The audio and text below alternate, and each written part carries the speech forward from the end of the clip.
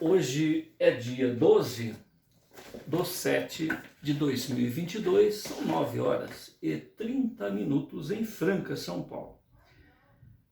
Uma terça-feira, nós estamos realizando o culto cristão no lar e optamos nesta fase pela leitura desta obra, Universalismo Crístico, que é um livro profético que procura preparar a humanidade para a visão espiritual do terceiro milênio, uma visão consciente, a busca de espiritualidade, aonde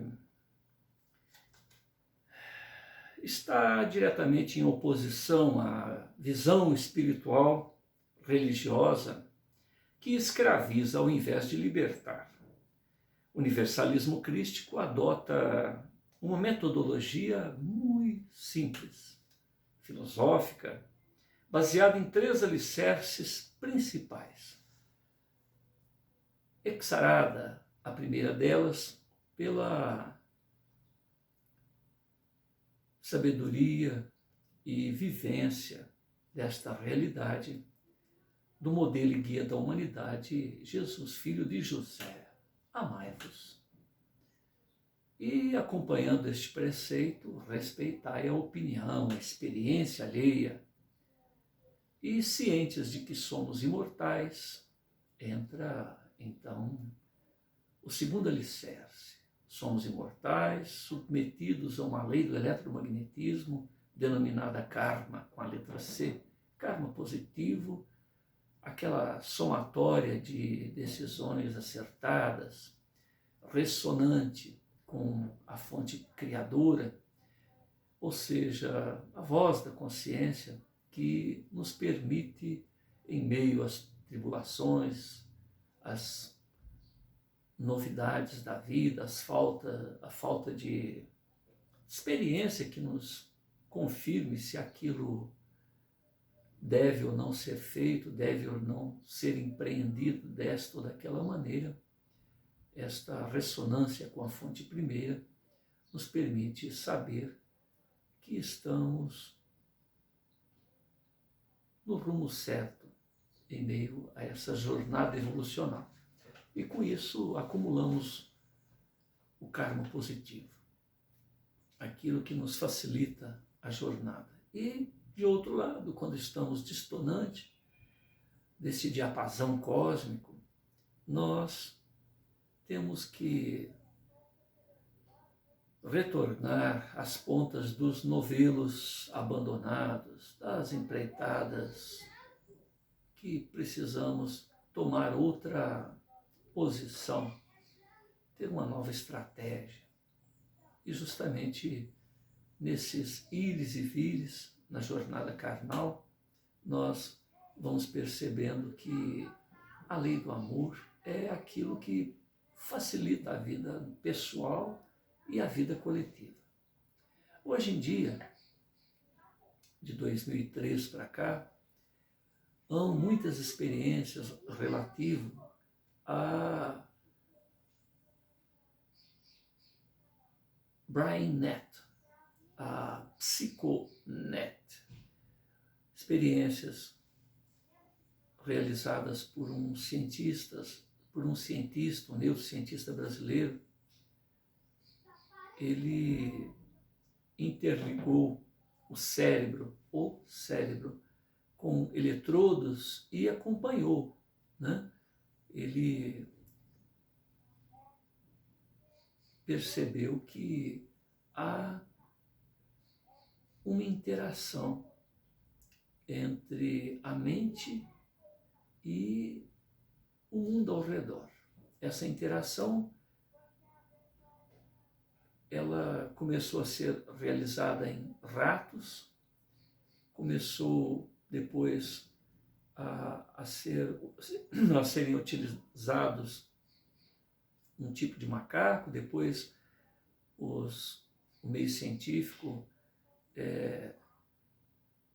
vamos dizer, exigiu, né, sugeriu que fossem utilizados macacos rezos, para que, devido à similitude que tem com a própria mente, o próprio cérebro humano.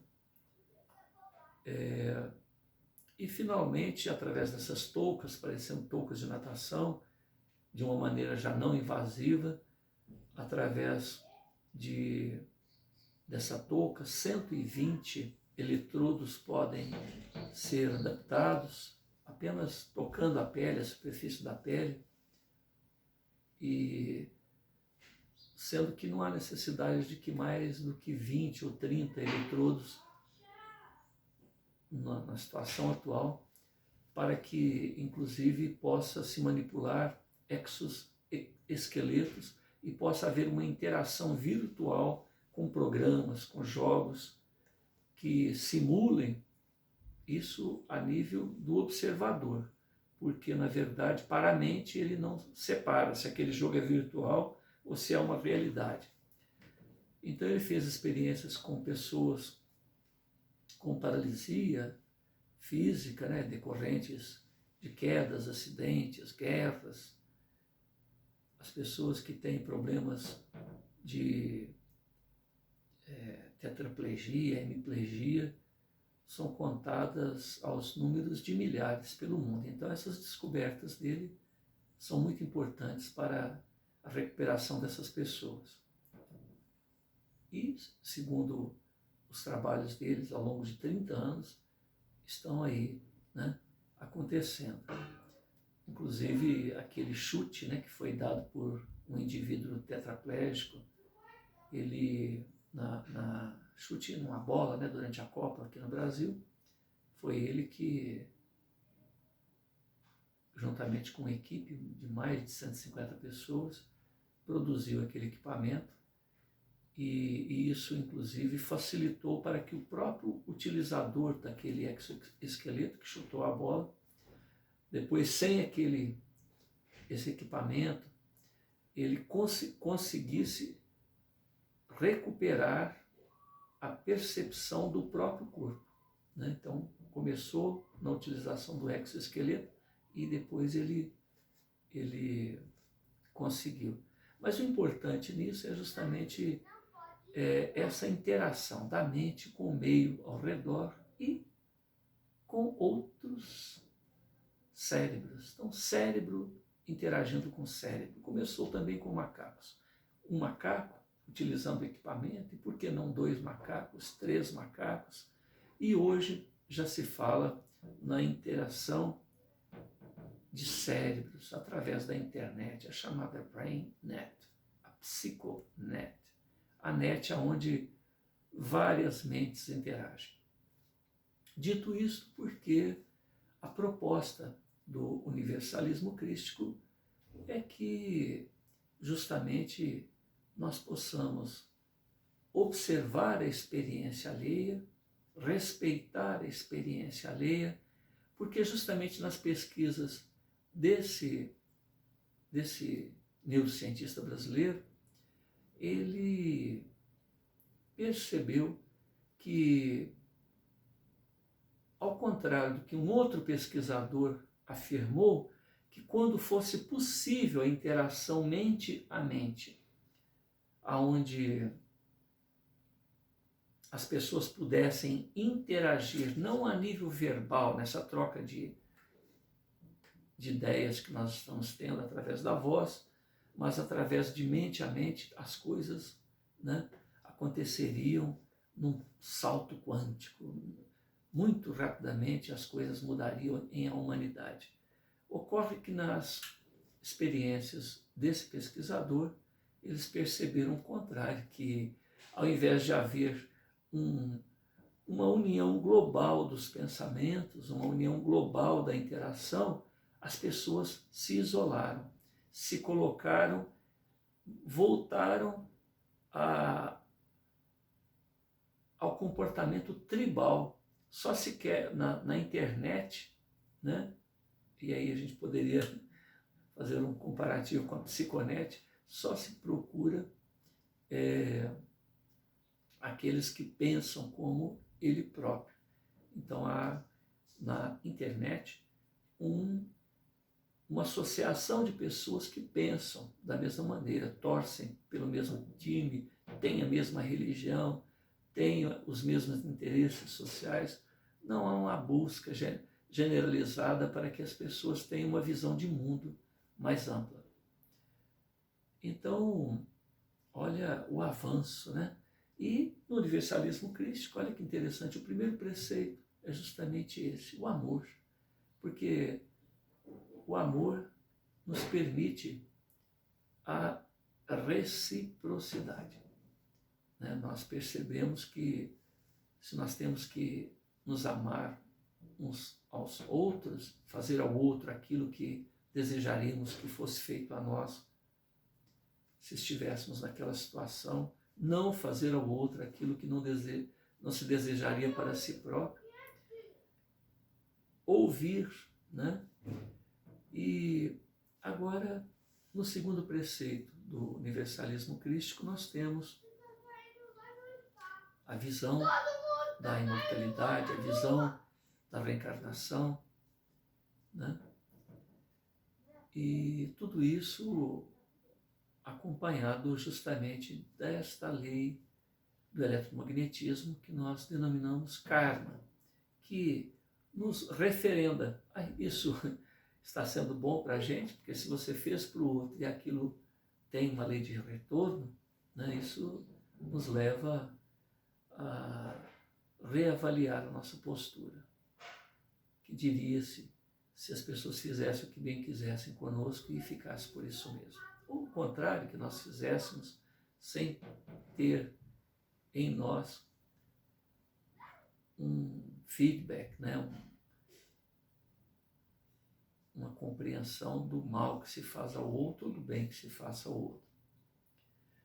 E, finalmente, justamente é o que nós referendamos agora, pesquisas recentes, 30 anos de pesquisa, né? Por este neurocientista brasileiro, ele nos traz esses apontamentos medidos em laboratório, né? A capacidade de interagirmos mente a mente, conectarmos uns aos outros e produzir, né, uma ação de mente coletiva, cada qual, né, fazendo alguma parte de uma mesma tarefa. Então há uma sintonia, né? E nós sempre dizemos ter uma ressonância harmônica com a fonte. Então, uma ressonância harmônica com todos que estão ao nosso redor. Certamente há de se compreender que sem o amor, sem a reciprocidade de respeito, de compreensão, de descobrir o que há de comum entre a minha e a sua experiência, certamente esse comportamento tribal, né, uma vez que se conecta em termos de internet, o indivíduo só busca aquele que é como se fosse uma defesa, né? Eu quero continuar no meu espaço, na minha zona de conforto e quero que as pessoas confirmem, né? E como há muitas pessoas que certamente têm a mesma experiência que a gente tem, uma experiência semelhante, a gente vai fazendo um somatório em torno daquilo. Mas a proposta é justamente essa, saber que existe aí um imenso mosaico que representa a verdade, o conhecimento do que é, né, do que acontece, e que vamos compondo um imenso quebra-cabeça e descobrindo como ir encaixando tudo isso. E tudo isso começa justamente com o nosso ponto de vista, mas que esse ponto de vista tem que ser sempre ressignificado, né? Então, o tríplice aspecto do universalismo crístico é esse: amar, respeitar a opinião alheia, ouvir mais do que tentar impor pontos de vista, saber que somos imortais, que passamos por experiências várias neste chão da terra, sob a tutela deste mecanismo justo, né, e criterioso da lei do karma, e acompanhar a evolução do conhecimento, né, para que nós não nos tornemos pessoas que estão completamente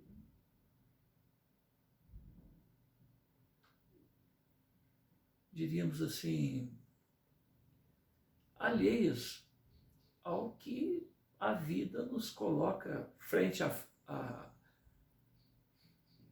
para que a nossa realidade seja mudada. E, no entanto, a gente persevera num comportamento teimoso, né, sob o cabresto de conceitos que nada correspondem às realidades que nos cercam. Isso acontece no campo da religiosidade, no campo da espiritualidade, da filosofia, dos conhecimentos científicos. Olha a resistência que se tem quando se diz a Terra é redonda, a Terra não é redonda, a Terra é o centro do universo, ou deixa de ser, né? E apontamentos diversos no campo das diversas ciências, aqueles que já estão aqui no chão da Terra há um certo tempo, encontram mentes que trazem novidades e colocam barreiras, inclusive pressões sociais para que essas pessoas se calem. Vai calar por quê? A gente vai passar e o conhecimento fica, né? Isso é falta de pensar em termos de humanidade. Por que que é tão assustador? Certa feita, Hélio Couto, um cientista, muito sábio, comentou que uma senhora assistindo uma televisão, de repente tomou conhecimento de que o homem pisou na lua e aquilo para ela soava como uma coisa absurda. Como que é possível uma pessoa pisar na lua? Né? E ela chegou até a agredir a televisão, danificar a televisão, que absurdo que ela estava escutando. E meses, ou mês depois, né, prazo muito curto, 2, 3 meses depois no máximo, essa senhora veio a óbito. Por quê? Porque a realidade ultrapassava a sua capacidade de aceitação. E isso acontece conosco, dia após dia.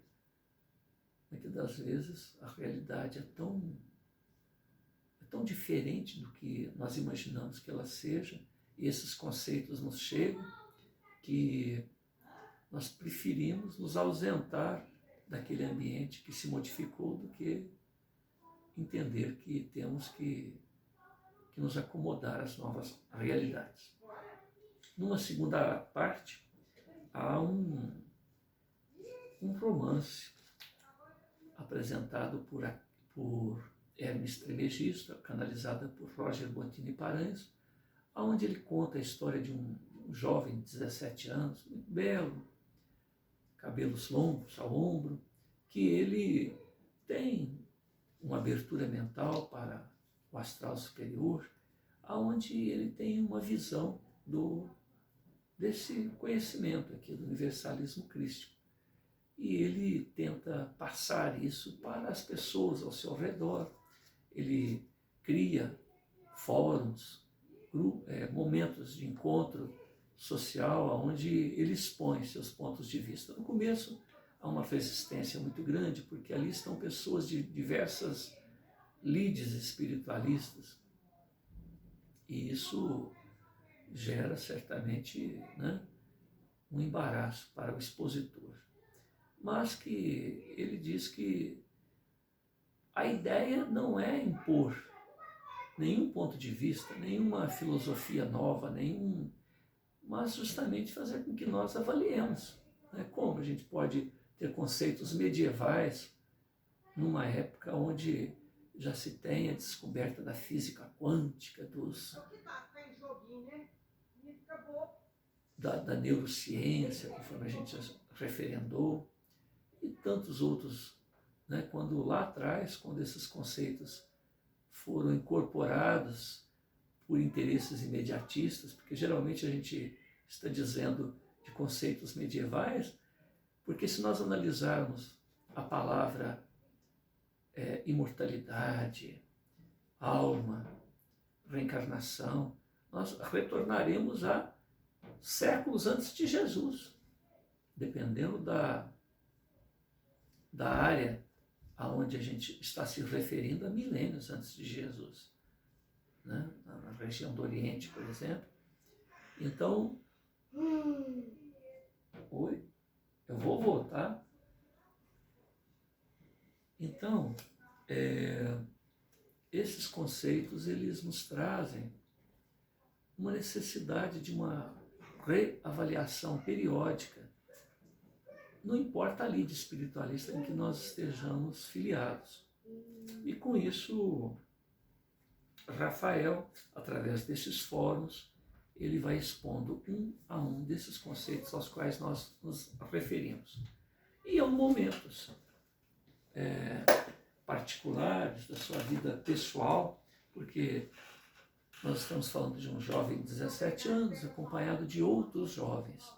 Uma mocita, né, de 16 anos, cujo autor espiritual deu o nome de Érica, que tudo indica será a alma gêmea de Rafael. Amigos também, com menos de 18 anos, Laura, Tadeu, Eduardo, que acompanham desde os primeiros momentos Rafael, que além de ter essa abertura mental para o novo, ainda é possuidor de dons que nós poderíamos chamar de paranormais, aonde mostra para aquele grupo, né, de companheiros que realmente ele tem algo diferente, que merece ser levado a sério. Nós estamos aqui no momento onde, após 4 ou 5 fóruns, em um ambiente preparado para 200 pessoas, na primeira reunião, 30 pessoas participam, numa segunda reunião, quase 200 pessoas, numa terceira reunião, 300 pessoas aproximadamente.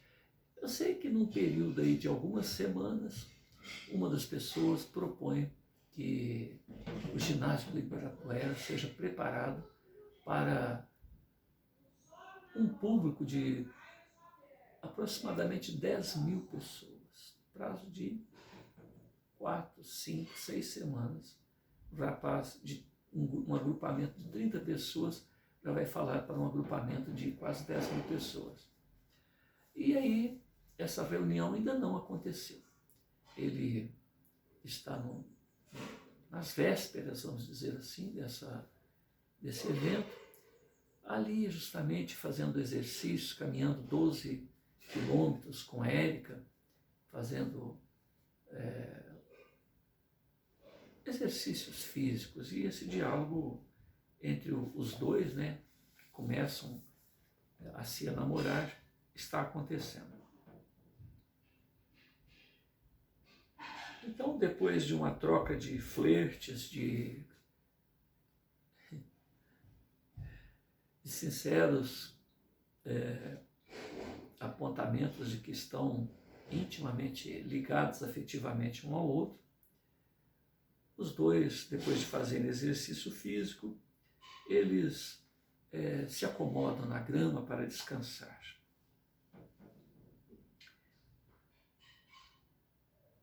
Depois dos dois ficarem, estou à página 248, alguns minutos com seus olhares perdidos no horizonte, meditando sobre aquele momento lindo, mas tão complexo para jovens e possuidores de bastante responsabilidade. Após Rafael comentar, né, depois que ele confessa o amor dele para ela, ela comenta sobre projetos, sobre filhos e tal. Então os dois ficam ali deitados na grama, pensando, né, no futuro. A bela menina então olha para Rafael e diz com um tom suave e uma voz quase que sussurrante: prometo que jamais cercearei a sua liberdade, Rafael. Você poderá decidir os rumos de sua vida sem nenhuma imposição de minha parte. Rafael olha para ela, tentando conter o riso, mas não consegue. Érica então fica um tanto intrigada com aquela atitude de Rafael e pergunta por que ele está rindo, né? Ele tenta segurar as gargalhadas, porque afinal de contas, 16 anos ela, 17 anos eles já estavam falando em filhos, né? Em como irão cuidar dos filhos. Então, Veja bem de onde saiu a risada de Rafael. Desculpe, diz Rafael, mas desde que me conheço por gente, o meu pai diz que a minha mãe lhe prometeu isto. Ou seja, prometeu para ela, quer dizer, conhece ela há pouco tempo, e até hoje ele está esperando o cumprimento da promessa. Então, faz uma jocosidade em relação a esse relacionamento que se inicia ali entre os dois. Os dois começam a rir abertamente, divertindo-se com a história. Depois eles se deitam na grama, com o olhar voltado para o céu, até o momento em que Rafael toma a iniciativa de segurar a mão de Érica, sob intensa felicidade. Então, ela vira a cabeça para ele no mesmo instante e se apoia sobre o cotovelo com o objetivo de se aproximar. Ah, tá. Aqui houve um erro gráfico, viu? Ele então vira a cabeça. Nossa, que rolo. Ela então vira a cabeça para ele, que no mesmo instante, ele, então se apoia sobre o cotovelo com o objetivo de se aproximar do rosto da mulher amada. Faltou uma palavra aqui. Rafael ficou por alguns instantes mirando a sua ninfeta, a sua amada. Naquele instante, um pequeno gatinho surge do nada, ronronando, querendo se aninhar no colo de Érica. E ela lhe dá guarida, ambos riem da interferência daquele gatinho em meio às juras e projetos de amor de ambos. E Rafael diz que acho que ainda vou ter que dividir com você todos os nossos irmãos menores, ou seja, os animais. Então ela sorri de forma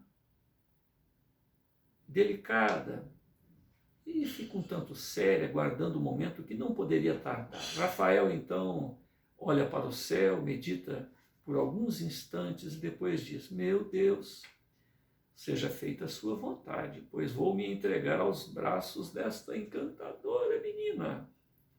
Ambos sorriem mais uma vez e depois de alguns instantes ficam novamente um tanto circunspectos, como que aguardando o momento solene, mágico, que uniria seus destinos. Rafael lentamente se aproxima dos lábios de Érica, como se estivesse aguardando uma sutil autorização de sua ninfeta. Olhares angelicais se trocam entre ambos. Há infinitas confidências silenciosas, rememoram inconscientes dezenas de experiências de vidas passadas, transadas entre os dois. Érica então esboça um delicado sorriso, fecha os olhos, indicando o seu desejo de selar a união com um beijo sagrado junto a Rafael. Rafael, então, delicadamente encosta seus lábios nos de sua amada e uma corrente de energia se irradia de forma a se irradiar por todo o parque do Ibirapuera. Então, aquela região,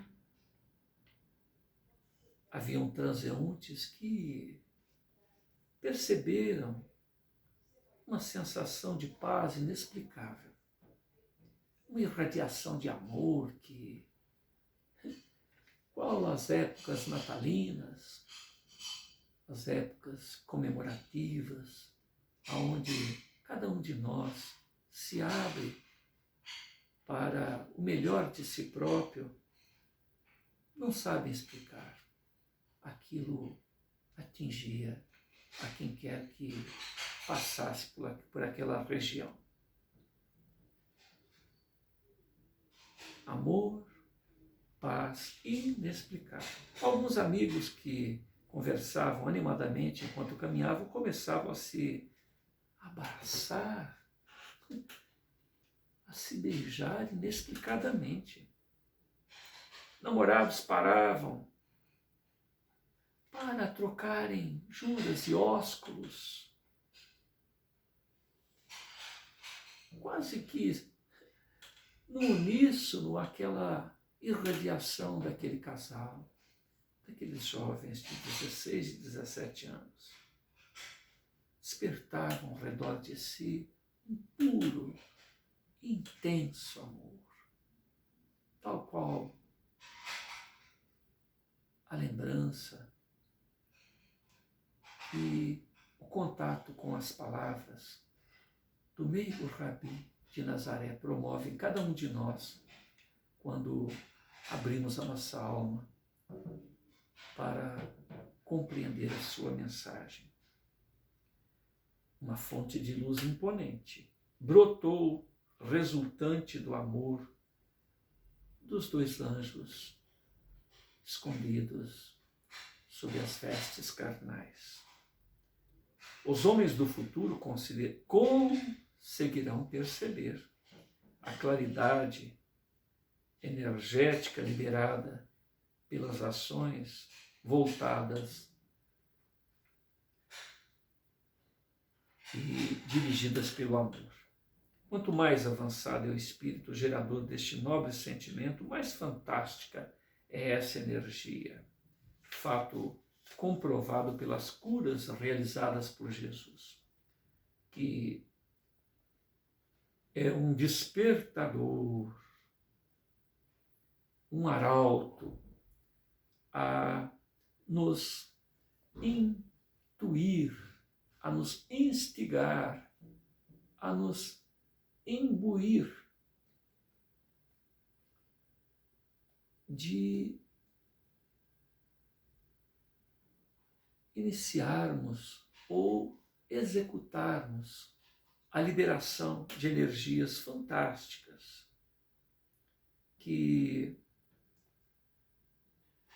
uns e outros estão preparados para receber. Então não basta querer receber, é preciso estar pronto para que esta recepção aconteça. Mas de uma maneira mais sutil, este e aquele caminheiro de evolução a tem. Depois deste momento sublime, o casal de anjos encarnados ficou alguns minutos se admirando reciprocamente, meditando sobre a beleza, a sutileza, o empoderamento do amor. E não encontram palavras para expressar o que cada qual sente de per si. Depois se levantam, caminham abraçados, e Rafael rompe o silêncio dizendo: meu amor, o nosso ideal, o nosso projeto está crescendo. Imagine, apresentamos o universalismo crístico no ginásio da Ibirapuera. Apresentaremos este projeto por ali. Ela concorda e diz: realmente é algo todo especial. Espero que aquele homem que sugeriu consiga realmente promover condições para que pelo menos 5.000 pessoas ali compareçam. Imagine, que aumento de público. Até então você falava para pouco mais de 300 pessoas que se acotovelavam em meio àquele espaço alugado. E agora, pelo menos 5.000 pessoas. Que coisa! Rafael concorda. Ah, Érica, certamente ele conseguirá. É uma pessoa com bastante experiência nesta área de divulgação, de marketing. Acredito que ele saiba o que está falando e tem aptidão para reunir essas pessoas. Além do mais, me preveniu que na semana subsequente pretende atingir a lotação do ginásio.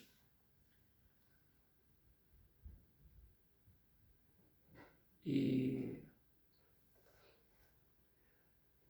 confessa para Érica. Érica, isso não me preocupa, a quantidade de pessoas às quais eu devo me dirigir. Adoro este empurrãozinho que o alto nos deu. Veja bem, de 300 para quase 10.000 pessoas, de uma semana para outra. Érica agasalha seus olhos junto aos olhos de Rafael e se une a este júbilo, a esta interação que Rafael tem na expectativa de dizer aquilo que veio para dizê-lo. Imagine 11.000 pessoas. Se eu não acreditasse no poder da fé, do pensamento positivo, talvez até duvidasse se alguém fizesse um comentário deste tipo há coisa de 2 meses atrás. Mas eu não duvidei em momento algum. Assim como antevejo que um público cada vez maior estará atento a esta mensagem que somos portadores. Sei, Érica, que atitudes pessimistas são o maior obstáculo às grandes e nobres realizações. Portanto, não devemos sequer pensar nisto. Eu sei que isto já estava escrito. Basta-nos apenas protagonizar. Tem certas coisas que não podem ser mudadas, porque fazem parte do grande projeto divino. Mesmo que eu quisesse, não conseguiria reter, não conseguiria obstaculizar o que está por vir. Tudo flui dentro de mim por vontade de Deus e o rio pretende e há de seguir o seu curso natural. Érica apenas acompanha os pensamentos de seu amor com admiração,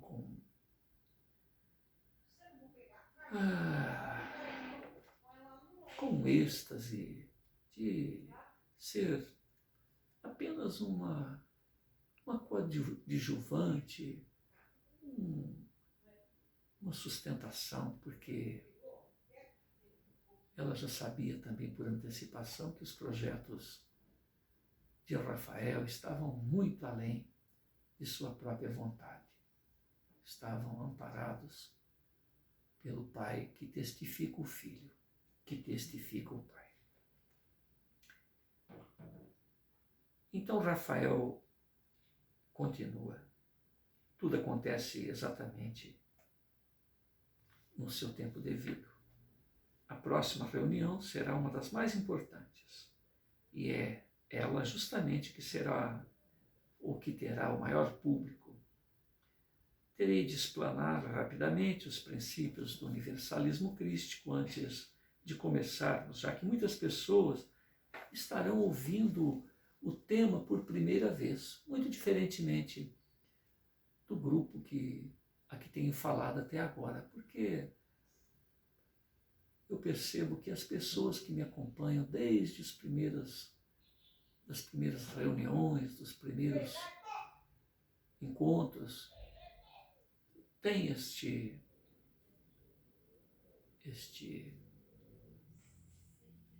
conhecimento, mas agora, de uma maneira para outra, tantos e tantos corações inavisados, não preparados, estarão a ouvir por primeira vez o tema. Então tenho que me preparar para fazer um resumo rápido, para depois expor temas novos. Então, Érica, vou precisar muito da ajuda direta de vocês. Não poderei dar conta de esclarecer, conversar em apartado com este ou aquele ao final da reunião, como sempre acontece. Então eu quero que vocês me ajudem esclarecendo eventuais dúvidas que certamente sempre as hão e que certamente persistem, né? E persistirão. É um trabalho pontual, um trabalho cumulativo. Então, é um trabalho de equipe. Érica assente com a cabeça e responde com ternura. Como quiser, meu amor. Estou aqui para ajudá-lo. Aí ele beija com ternura a sua amada e os dois se dirigem para casa. Rafael a convida para que almoce na sua residência.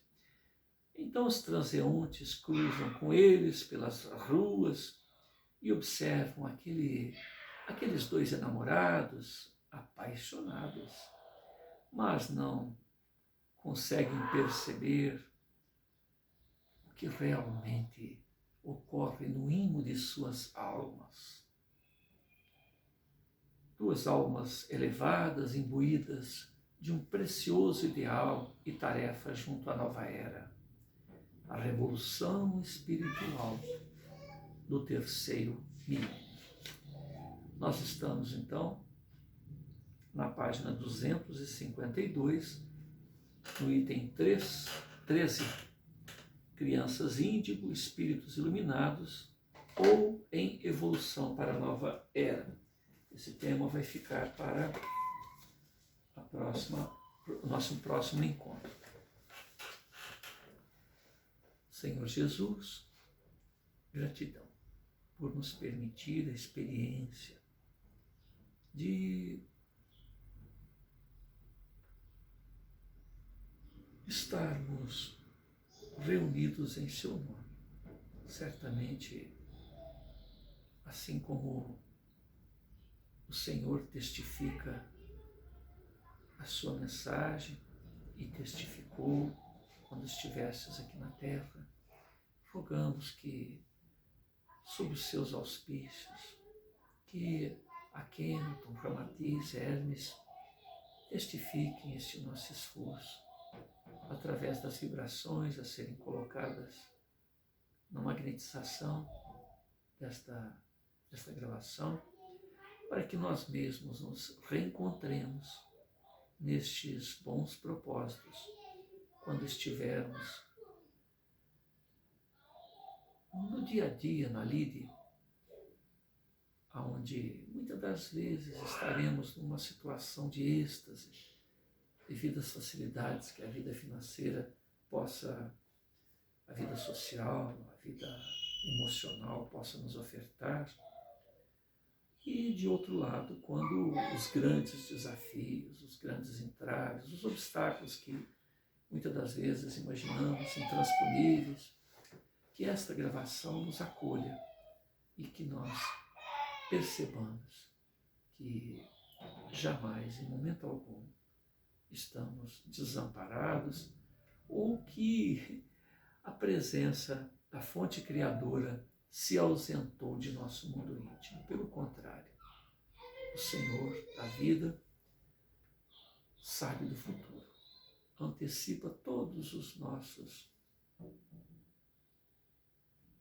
propósitos, mas Ele nos permite decidir, alterar a cada instante qualquer um desses empreendimentos. Mas aguarda que certamente nós estejamos em sintonia com Ele. E este é o nosso propósito. Possamos realizar o nosso melhor, possamos ascender sobre nós mesmos o mais breve possível. Estamos no mês de junho, dia 12 do ano de 2022, e ocorre, nesta época, a transição planetária. Somos convidados a sermos quente ou sermos frio.